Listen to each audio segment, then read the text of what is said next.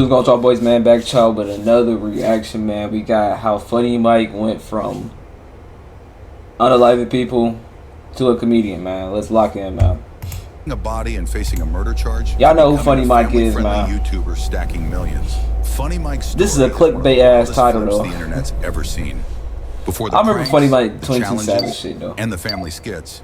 He was MacArthur Johnson, a kid from Baton Rouge, Louisiana. MacArthur. A city where you better keep that thing on you, or you might end up. He's from Baton Rouge. But how does someone go from facing life in prison to building one of the biggest kids-friendly YouTube channels? And is the past really behind him, or is it still waiting to catch up? MacArthur Johnson, born October 8th, 1996, damn, a nigga can't change his life. In the trenches of Baton Rouge. In his own words, nigga can't want no money and change their ways. Baton Rouge, man, you don't do something. Oh yeah, Baton Rouge, Louisiana, and you get active. You're gonna end up in jail, dead. The hood shaped him, pushing him toward the trap life as a young hustler, just trying to make it out. Johnson had his fair share of run-ins with the law as a young bull. He caught some cases and spent time in juvie for throwing hands and other charges he's been reluctant to speak on. In his Vlad TV interview, he mentioned that he would always burn it out, meaning he'd beat those cases quick and never had to do a long bid. Like, how much time do you think you spent in juvenile altogether? Oh, juvenile? I ain't spent that long in juvenile. I had burned it out. Like many young men looking for a way out of their circumstances, Johnson turned to music. Baton Rouge has a rich hip-hop history, with artists like Boosie being major influences on the youth there. In fact, Johnson has stated that Boosie was his biggest influence growing up, saying he was listening to Boosie before Kevin Gates. Before finding success, Johnson went through a series of different personas and names, trying to find what would stick. He went by Lit Mac on the track, Lit Guno, Lit Mac Mike, on the track, and Girl He Funny at different points. So what was the first name? My first name was Lit Mac. Lil Mac. Lit Mac, not bad. Lit Mac on the track. On the track. Yeah, I mean, Lit Mac, cool, but Lit Mac on the track, that shit cool. Down, for real. Real talk. But yeah, that was one of my rap names. Initially, he tried to make it as a rapper, but when that wasn't taking off, he pivoted to comedy on social media platforms like Vine and Instagram. His relatable comedy about family dynamics and childhood experiences started getting traction. Johnson explained that he started that after rapping wasn't taking off, seeing comedy as another potential path to success. After rapping wasn't taking off for me, you know what I'm saying? I started then to try to see what can I, get out of it, you know what I'm saying? But then shit just started going up, you know what I'm saying? So you get in the Instagram comedian thing, right? And one situation took off, on the Instagram. This hustle and willingness to adapt would eventually pay off, but not before a major controversy and legal trouble that nearly derailed everything. In 2016, when Atlanta rapper 21 Savage was gaining popularity, Johnson made a strategic move that would change his trajectory. During a freestyle, he dropped the line, "This ain't 21, this 22," and people caught on.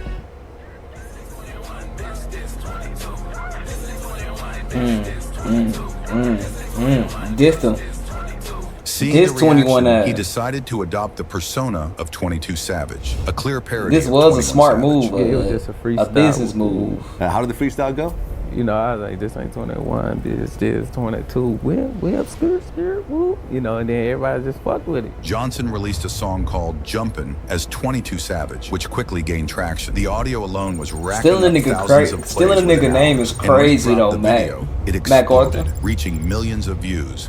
But it was smart, though. You put out his audio first. Yeah, it did numbers like overnight. Like it was doing numbers like first hour it did 5,000. Like through the week, shit, it was like 50,000. So I'm knowing it's doing something. So that's why I was like, yeah, we got to do a visual to it, visual out, and it just popped off. The 22nd Savage character wasn't just a name. Johnson adopted a similar look and flow to 21 Savage, stretching his words in a similar cadence. When asked if this was intentional, Johnson kept it a buck and admitted, "Yeah, that was done on purpose. Just trying to fuck with him. He was straight trolling." Did you think that anything was really gonna pop off, or this was just another Nah, well, really, I didn't really think it was gonna be big as what it is, but I knew it was just gonna do plays and shit, but I didn't really think it was gonna do views. What it was. But then you kind of look like 21 Savage a little bit. Man, that's what they say, man. The music industry and internet took notice. Blog posts started appearing about this. Nah, he do like him a little bit. And the controversy only fueled Johnson's His face a little fame. skinny. Many compared him to other artists who had found success through controversial imitation, like Young Thug with his Barter 6, playing off Lil Wayne's Carter series. What started as a parody soon escalated into a real beef. 21 Savage responded during a performance saying, "Ain't no 22, ain't no 23. Yeah.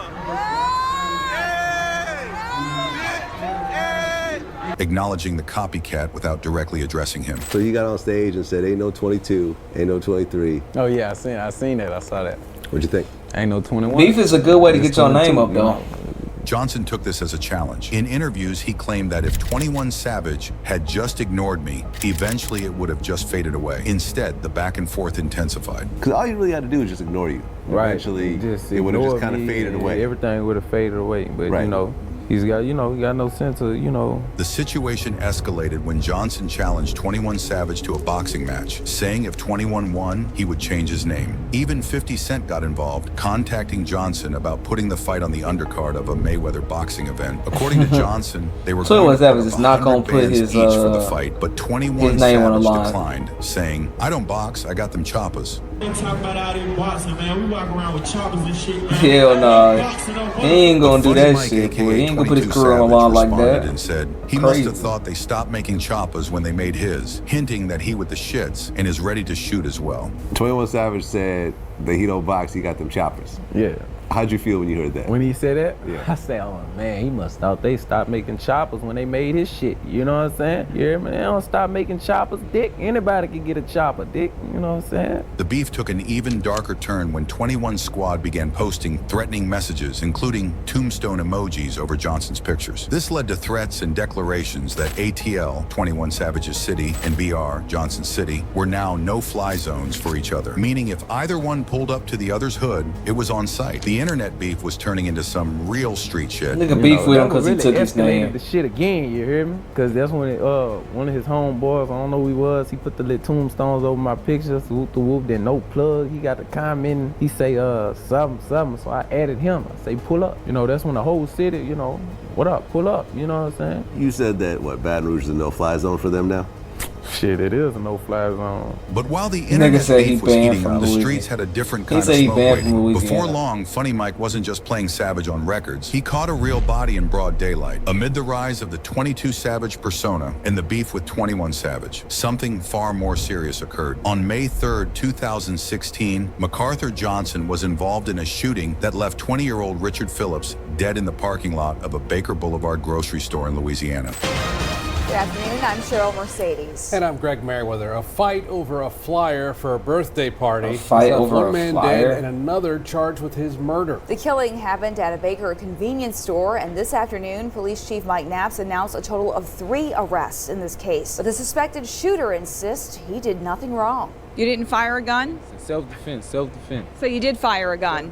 self-defense. 19-year-old MacArthur Johnson, police say, turned himself in on Self-defense, Wednesday morning after self-defense. hearing he was wanted in a shooting overnight at the Baker I'm Boulevard not laughing at the grocery situation. I'm store. laughing at According to it. police Self-defense, reports, the self-defense. shooting stemmed from a dispute over a birthday party flyer that had occurred 7 weeks earlier. On the night of the shooting, Johnson was in a car with Charmaine Wilson when they encountered Phillips, who was So wait, distributing flyers in the so parking she lot. shot him Phillips because was of passing out self-defense? party flyers in the parking lot, and he and Funny Mike were arguing over the flyers. After a brief conversation, Phillips and his companion, Walter Williams Jr., slid off at first, but Phillips doubled back and pressed Funny Mike a second time. Mike said, Baker plays for.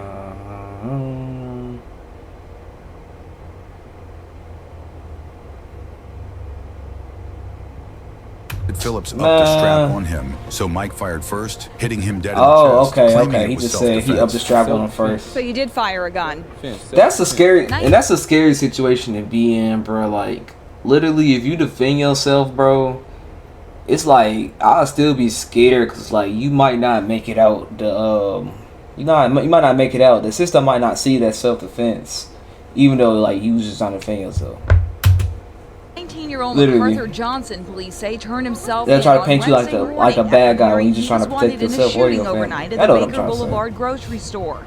Richard Phillips, known as Rah-Rah, also So he didn't do 19, nothing died wrong. after He just being protected shot in himself. the chest. But here's the thing. Nobody ever confirmed if Phillips even had a pole on him, and whether it was real self-defense or not is still really shaky. Phillips ended up dying from the shot. Later that day, Funny Mike got booked along with 2 other dudes that were riding with him. They charged him with second-degree murder, illegal use of a weapon, and obstruction of justice. Mike admitted he squeezed the trigger, but tried to play the self-defense card. Problem is, the cops had video footage, and it didn't match his story. A report said they tried to Damn. lie and claim Phillips was strapped, but one of the He didn't have a passengers gun? folded when the feds showed him the surveillance footage, and the footage showed Phillips didn't have no gun. Funny Mike's bond Damn. got set at $370,000, So why he shoot but he him had then? the bread and bonded out quick, at least for the moment. In interviews after the shooting, Johnson seemed ice cold about the serious charges hanging over his head. When asked how he felt with a murder case pending, he responded, "I don't feel no type of way. I don't think about it, just fuck it." This showed how desensitized he was to the streets. Man was facing decades, but acting like it wasn't nothing but a thing. You know what?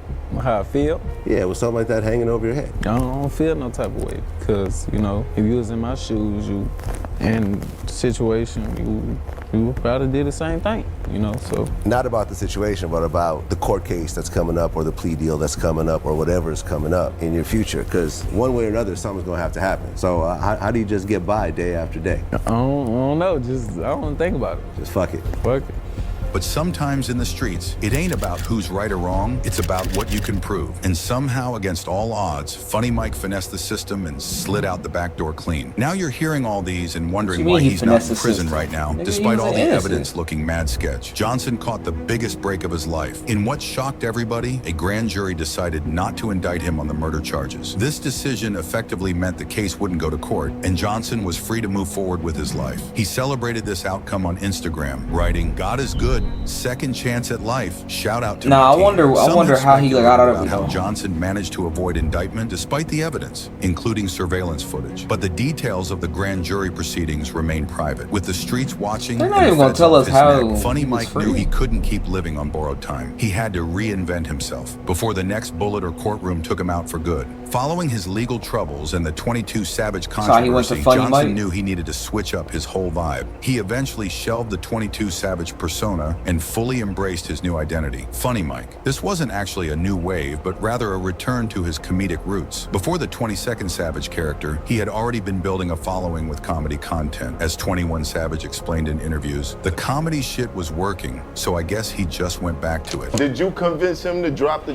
whole 22 Savage thing? I think he did that on his own, really. Just ran his course. I ain't never asked him to stop, but he DM'd me like back then and apologized though, like way back then. Not on no pussy shit, like on some man shit. Yeah, he said some shit. He just stopped doing it. But he was a comedian before the 22 shit, and it was working for him. The comedy shit was working. So I guess he just went back to it. In 2016, he created his YouTube channel and began focusing on comedy skits, pranks, and lifestyle content. His authentic personality and humor resonated with audiences, and his channel grew rapidly. Johnson's content evolved over time, becoming more family-friendly as he himself matured and started a family. He began dating Jalea Monet, whom he met through social media, and the couple now have 2 children, a daughter named London, born in February 2019, and a son named MacArthur Johnson Jr., born in July 2020.